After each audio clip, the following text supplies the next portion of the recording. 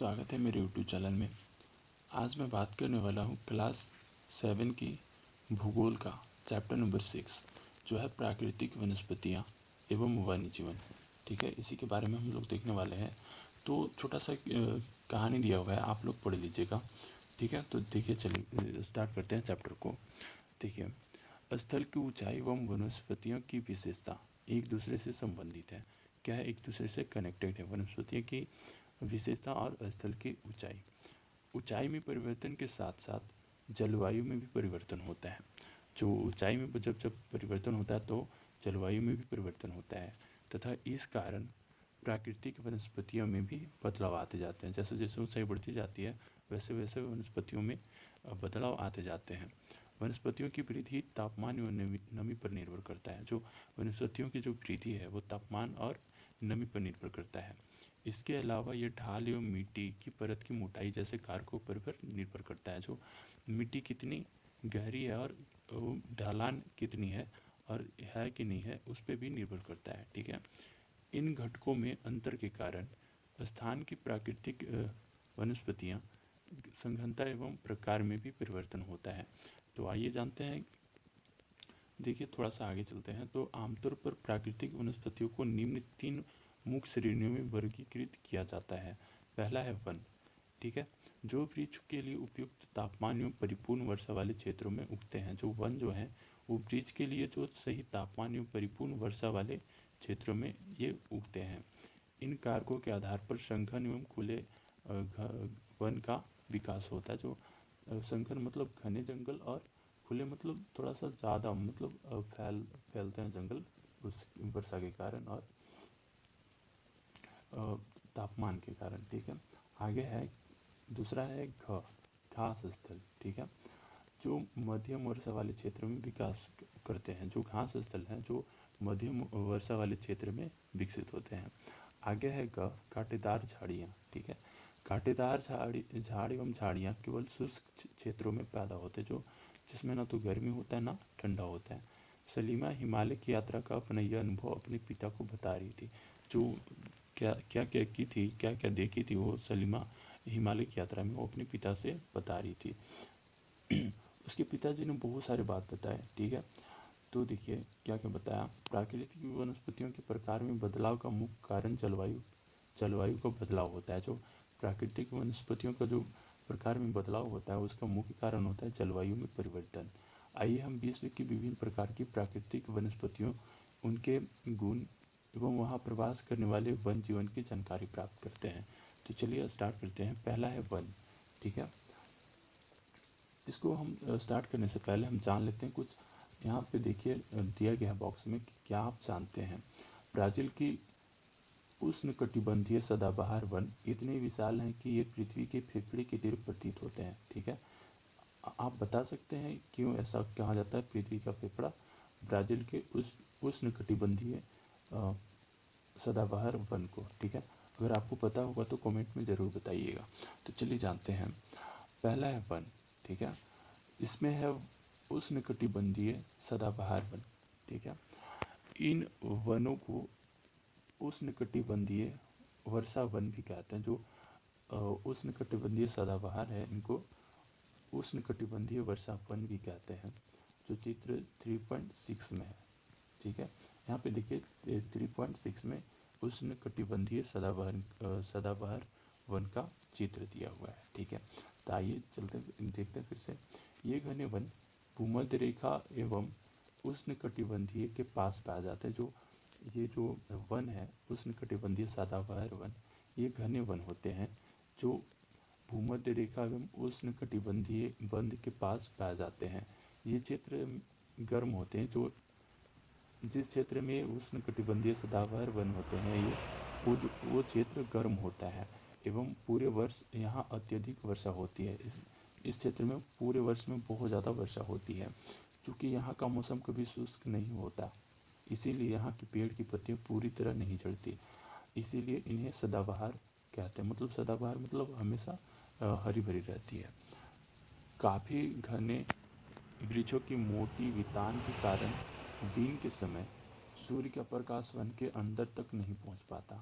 आमतौर पर यहाँ वृक्ष काष्ठ वृक्ष जैसे रोजवुड, आबनूस, महोगनी आदि के वृक्ष पाए जाते हैं सदाबहार उष्णकटिबंधीय सदाबहार वन में। ठीक है, फिर से देख लेते हैं।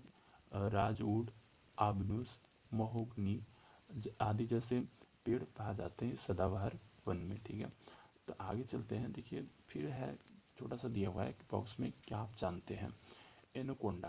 ठीक है, आपने नाम सुना होगा एनाकोंडा का। विश्व का सबसे बड़ा सांप है जो एनाकोंडा है, विश्व का सबसे बड़ा सांप है। उष्णकटिबंधीय वर्षा वन में पाया जाता है। जो एनाकोंडा है वो भी क्या होता है, उष्णकटिबंधीय वर्षा वन में पाया जाता है। यह मगर जैसे बड़े जानवर को मारकर खा सकने में सक्षम है। ठीक है, मगर जैसे बड़े जानवर को भी मारकर खा सकता है। ठीक है, आगे है उष्णकटिबंधीय पर्णपाती वन। ठीक है, उष्णकटिबंधीय पर्णपाती वन। देखिए इसमें क्या है कि उष्णकटिबंधीय पर्णपाती वन मानसूनी होती है। ठीक है, जो भारत, उत्तरी ऑस्ट्रेलिया एवं मध्य अमेरिका के बड़े हिस्सों में पाए जाते हैं। कहाँ कहाँ पाए जाते हैं उष्णकटिबंधीय पर्णपाती वन? तो भारत हो गया, उत्तरी ऑस्ट्रेलिया हो गया, मध्य अमेरिका के बड़े हिस्सों में पाई जाती है। जो चित्र 6.4 में दिया गया है, यहाँ पे देखिए 6.4 में यह उष्णकटिबंधीय पर्णपाती वन का चित्र है। ठीक है, आगे चलें इसमें। तो देखिए इन क्षेत्रों में मौसमी परिवर्तन होते रहते हैं। जो मौसम का जो परिवर्तन होता है इसमें होते रहता है। जल संरक्षित रखने के लिए शुष्क मौसम में यहाँ के वृक्ष पत्तियां झाड़ देते हैं। जो अपने अंदर जो पानी जमा करके रखते हैं उसको बचाने के लिए क्या करते हैं, ये शुष्क मौसम में अपनी पत्तियों को झाड़ देते हैं। इन वनों में पाए जाने वाले वृक्ष काष्ठ वृक्ष के साल जैसे वृक्ष पाए जाते हैं, सागवान पाए जाते हैं, नीम तथा शीशम जैसे वृक्ष पाए जाते हैं उष्णकटिबंधीय पर्णपाती वन में। दृढ़ काष्ठ वृक्ष फर्नीचर, यातायात एवं निर्माण सामग्री बनाने के लिए बहुत उपयोगी होते हैं। जो वृक्ष का जो उष्णकटिबंधीय पर्णपाती वन जो होते हैं उसमें जो पाए जाने वाले जो वृक्ष हैं उनसे फर्नीचर, यातायात एवं निर्माण सामग्री बनाने के लिए उपयोग में लाए जाते हैं। इन प्रदेशों में आमतौर पर पाए जाने वाले जानवर हैं जैसे बाघ, शेर, हाथी, गोल्डन लंगूर एवं बंदर जैसे जानवर इसमें पाए जाते हैं उष्णकटिबंधीय पर्णपाती वन में। तो यहाँ पे देखिए बाघ का चित्र दिया हुआ है, यह गोल्डन लंगूर का चित्र दिया हुआ है और यह है हाथी का चित्र दिया हुआ है। ठीक है, तो फिर से आइए चलिए अपने टॉपिक पर चलते हैं। देखिए अगला है शीतोष्ण सदाबहार वन। ठीक है, क्या है शीतोष्ण सदाबहार वन? इसमें देखते हैं क्या है।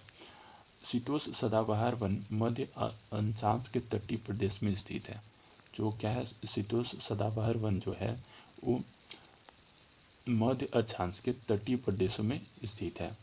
जो चित्र 6.7 में दिया हुआ है, ये जो चित्र है ये है शीतोष्ण सदाबहार वन का।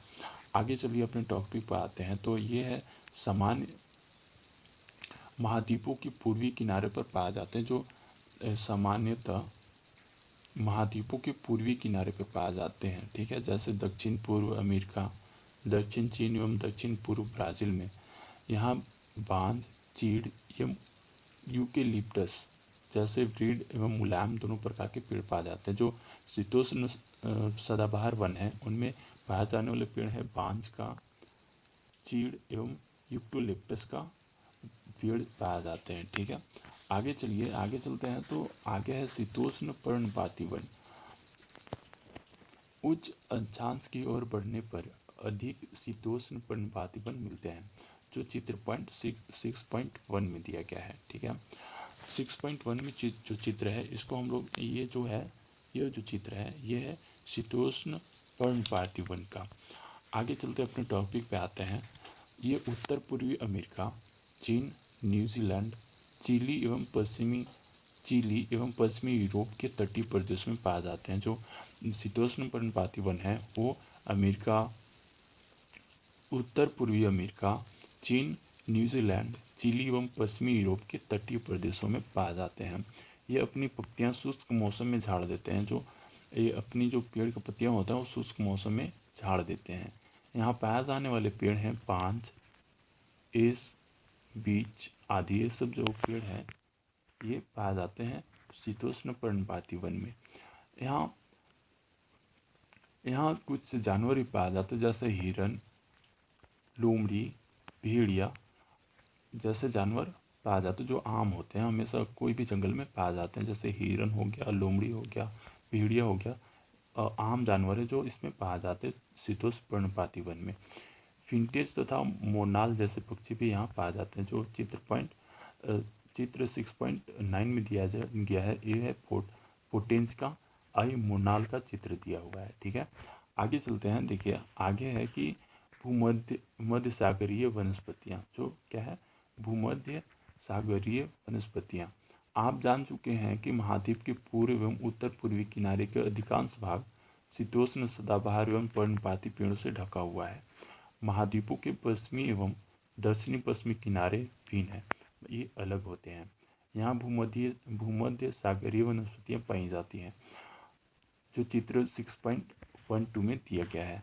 ये जो है ये मध्य सागरीय प्रदेश में अंगूर के बाग का है। ठीक है, देखिए यहाँ पे कि यह अधिकतर यूरोप, अफ्रीका एवं एशिया के भूमध्य सागर के समीप वाले प्रदेश में पाई जाती हैं। जो मध्य सागरीय वनस्पतियाँ हैं वो अफ्रीका, एशिया के भूमध्य और अधिकतर यूरोप में पाए जाने वाले वनस्पति हैं। इसीलिए इसका यह नाम पड़ा, इसीलिए इसका नाम भूमध्य सागरीय वनस्पति पड़ा। ये वनस्पतियाँ भूमध्य सागर के बाहरी प्रदेश जैसे संयुक्त राज्य अमेरिका, कैलिफोर्निया, दक्षिणी दक्षिणी अमेरिका एवं दक्षिणी पश्चिमी ऑस्ट्रेलिया में भी पाई जाती है। ठीक है, इन प्रदेशों में गर्म, शुष्क, ग्रीष्म एवं वर्षा वाली मृदु शीत ऋतुएं होती हैं। इन क्षेत्रों में आमतौर पर संतरा, अंजीर, जैतून एवं अंगूर जैसे नींबू वंश के फल का पैदा किया जाता है। ठीक है, क्योंकि लोग ने अपनी इच्छा अनुसार कृषि करने के लिए यहाँ की प्राकृतिक वनस्पतियों को हटा दिया है। यहाँ वन जीवन कम है। जो यहाँ इसमें जो भूमध्य सागरीय वनस्पतियाँ हैं, इनमें जो जानवर बहुत ज़्यादा कम मिलते हैं। ठीक है, आगे है शंकुधारी वन।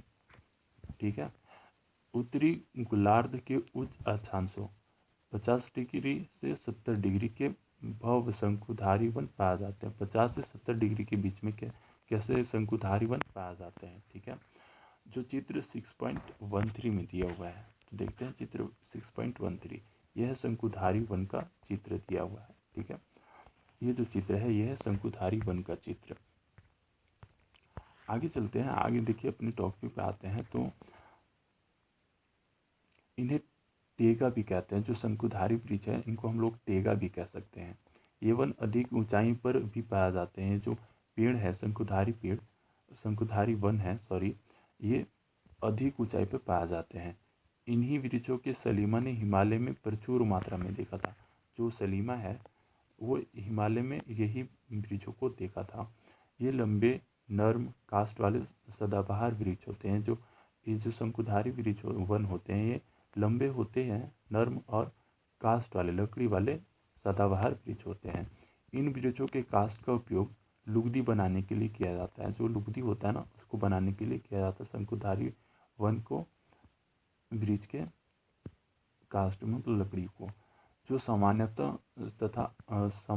तथा अखबारी कागज बनाने के काम आती है। जो लुगदी है उससे क्या बनता है, अखबार या जो हम लोग कॉपी में यूज करते हैं वो उसका पेज बनता है। नरम काष्ठ का उपयोग माचिस एवं पैकिंग के लिए, बक्से बनाने के लिए भी किया जाता है। जो नर्म जो काष्ठ है, लकड़ी है, उसका उपयोग माचिस के तीली एवं पैकिंग के लिए जो बक्से बनाए जाते हैं इसी के बनाए जाते हैं।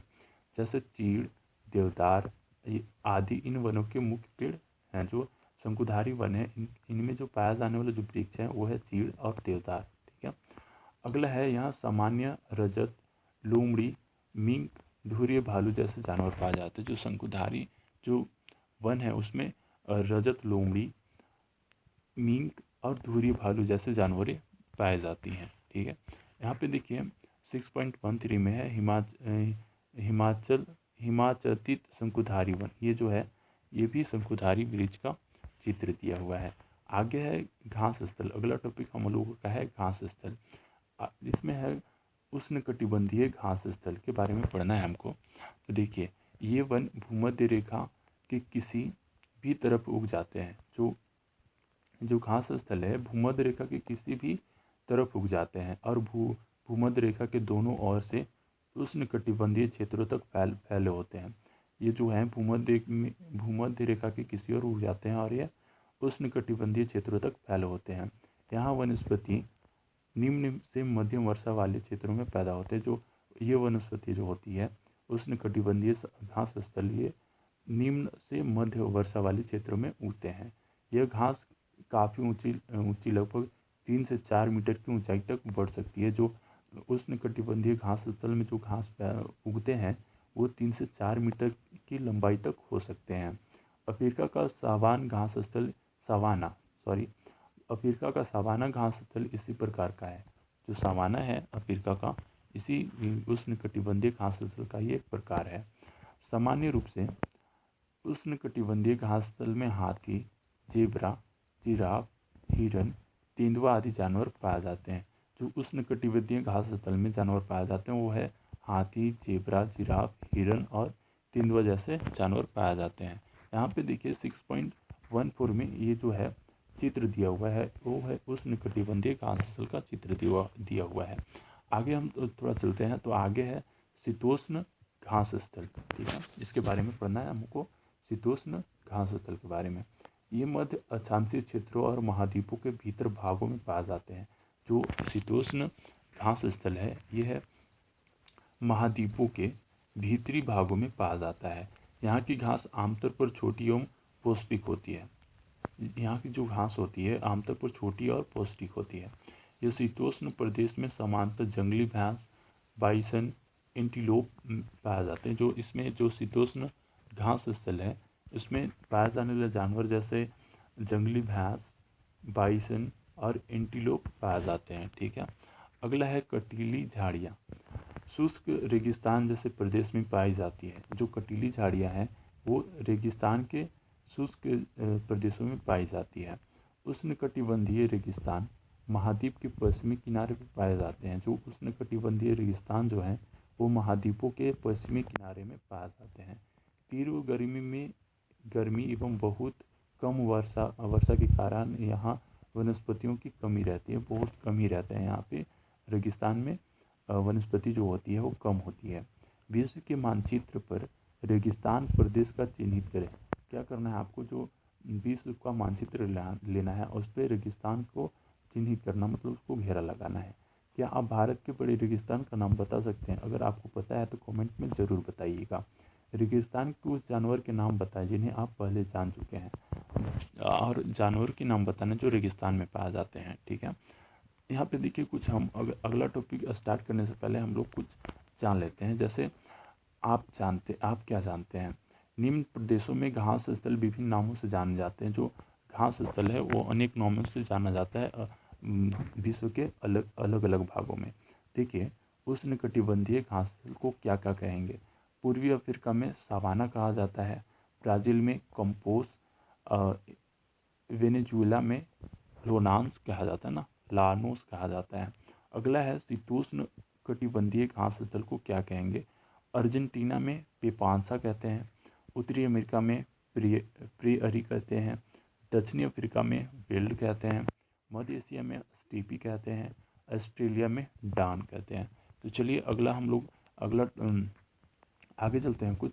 यदि आप ध्रुवीय प्रदेश में जाएंगे, अगर ध्रुवीय प्रदेश में कभी जाना होगा तो वहाँ स्थान आपको अत्यधिक ठंडा मिलेगा। वहाँ स्थान बहुत ज़्यादा ठंडा है। यहाँ बहुत ही सीमित प्राकृतिक वनस्पतियाँ मिलती हैं। जो आप ध्रुवीय प्रदेश में जाएंगे तो यहाँ पे बहुत सीमित, मतलब बहुत कम मात्रा में प्राकृतिक वनस्पतियाँ मिलेंगी आपको। यहाँ केवल काई, लाइकेन एवं छोटी झाड़ियाँ पाई जाती हैं। इसमें जो ठंडे प्रदेश में काई जैसी और लाइकेन एवं छोटी झाड़ियाँ पाई जाती हैं। ये अल्पकालिक ग्रीष्म ऋतु के दौरान विकसित होता है। जो मतलब थोड़े समय में जो ग्रीष्म ऋतु आता है उसी में ये विकसित होते हैं। इन्हें टुंड्रा प्रकार की वनस्पतियाँ कहा जाता है। ये जो वनस्पति के प्रकार है वो टुंड्रा प्रकार की वनस्पति कहा जाता है। ये वनस्पतियाँ यूरोप, एशिया एवं उत्तरी अमेरिका के ध्रुवीय प्रदेश में पाई जाती है।